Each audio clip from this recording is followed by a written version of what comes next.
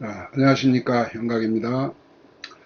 오늘은 지난 시간에 이어서 간목이 신금을 봤을 때 간목이 신금을 보면 어떻게 되는지 오늘은 공부를 한번 해보도록 하겠습니다.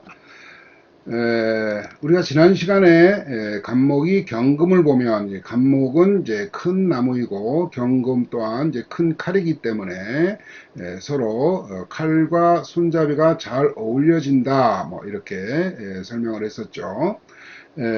신금은 작은 칼입니다. 작은 칼. 그래서 조각칼 또는 창으로의 물상을 지을 수가 있는데, 일단 신금은 이제 작은 칼이기 때문에 뭐 메스가 되기도 하겠죠. 수술용 메스. 그래서 이제 섬세하다 또는 세밀하다, 정밀하다. 그래서 잡일을 잘할 수가 있다. 이렇게 볼 수가 있습니다. 그런데 간목은 이제 크기 때문에 그 작은 칼에, 그러니까 신금은 작은 칼이고 간목은 이제 긴 손잡이이기 때문에 이제 지시봉은 누가 들죠? 선생님들이 들죠. 지휘자나 이런 사람들이 들게 되죠. 그래서 일단은 그 창을 든 모습이다, 이렇게 볼 수가 있어요. 그래서 창은 보통 누가 들죠? 군대에서 졸병들이 들죠. 즉 조직에 소속되어 있는 사람들이 든다, 이런 얘기죠. 쫄병이라고 해서 나쁜 것이 아니고, 그래서 남의 일을 잘 처리한다, 그래서 조직 생활을 하는 것이 좋다, 이렇게 볼 수가 있습니다. 그래서 일단은 우리가 이제 신금을 보면 이제 우리가 정관이다, 이렇게 보죠. 정관의 의미 뭐 이런 거는 우리가 좀 탈피를 해서 이제 물상적으로 이렇게 봐야 될 것 같아요. 그래서 일단은 명예가 작다, 경금은 크고 신금은 작다라는 물상을 지어볼 수가 있어요. 그래서 일단 간목이 신금을 보면 남의 일을 해결할 때 능력을 발휘하는 거죠. 그래서 조직에서 능력을 발휘하는 것이고 창이다, 지시봉. 그래서 교육에 종사하면 좋다, 이렇게 볼 수가 있습니다.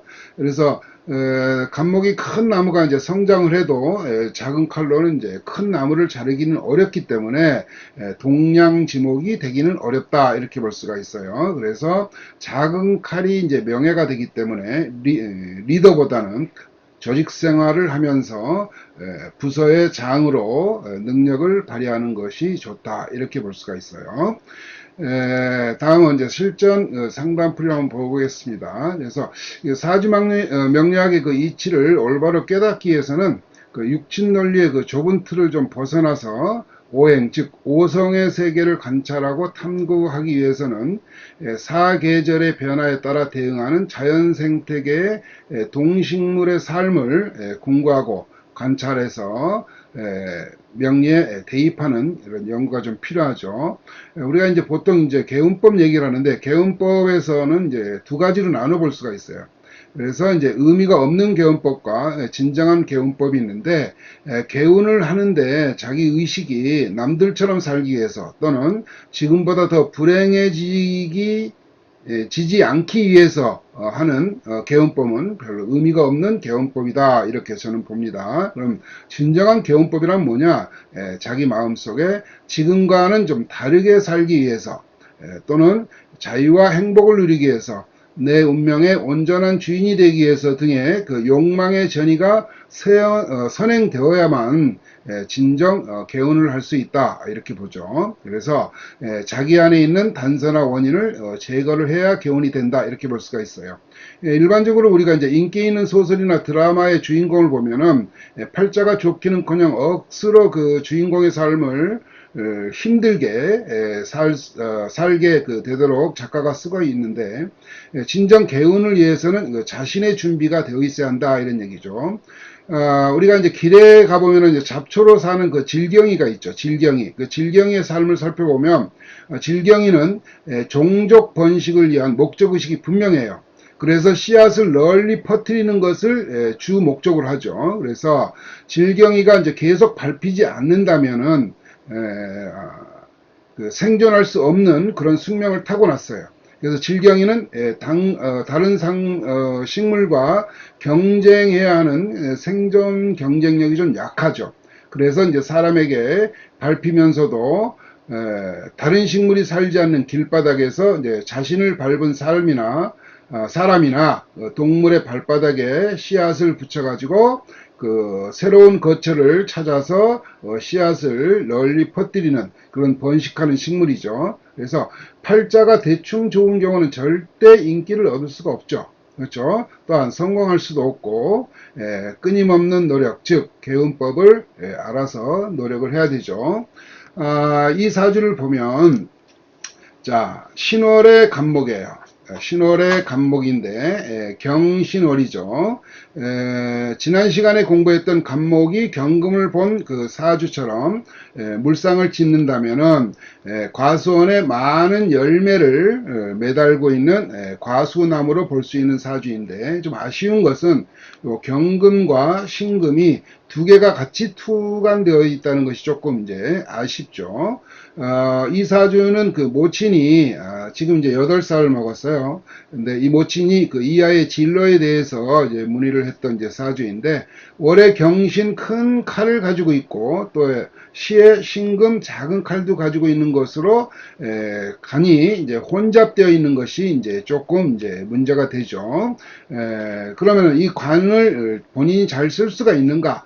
즉 간목이 금을 잘 쓸 수 있는가? 잘 쓸 수 있으면 뭐가 된다 그랬어요? 우두머리가 되지만, 그렇지 않으면은 쫄장부가 된다고 그랬죠.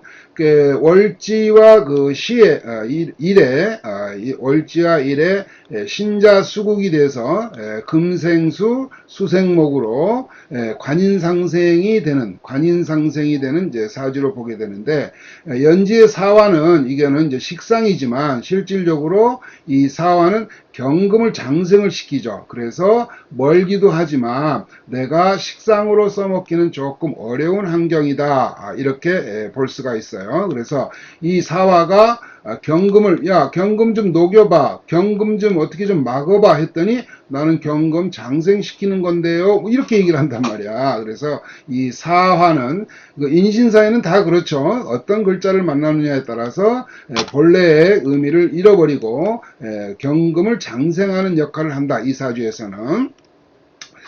일단은 그 가을 그 간목이니까 크게 성장한 대림목이죠. 그래서 시의 신금으로다가 간목에 여기 미중 을목이 있죠. 이런 낙엽 잔가지를 잘 다듬을 수가 있고, 경금으로는 이제 제목을 만들 수 있는 것으로 조직에서 장이나 또는 우두머리가 될 개연성이 좀 큰 사주다, 이렇게 볼 수가 있어요.